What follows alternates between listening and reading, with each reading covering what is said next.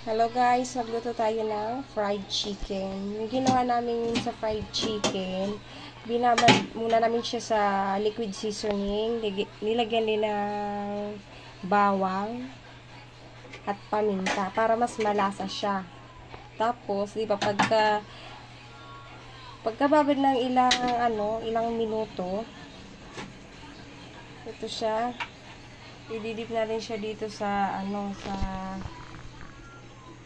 egg, tsaka dito sa harina at may din yan, may breading. Yung crispy fry, pinaghalo namin siya para mas masarap yung fried chicken. At yan na yung ating fried chicken na ilagay na. Sabi nila, para daw di dumikit yung manok sa kawali, kailangan daw maraming oil. Para siyang deep fry, diba?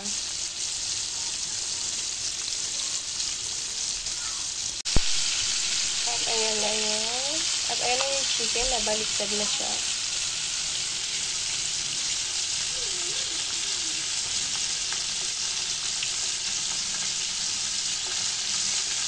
Nagluto din tayo ng, ano ba ito? Chicken ball ba ito na? Chicken ball. Para din sa spaghetti. First batch yung manok malapit na sa matapos. Maluto.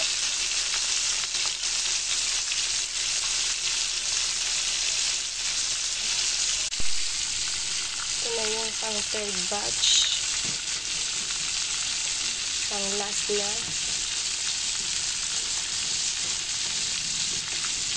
At ito na yung naluto kanina na fried chicken.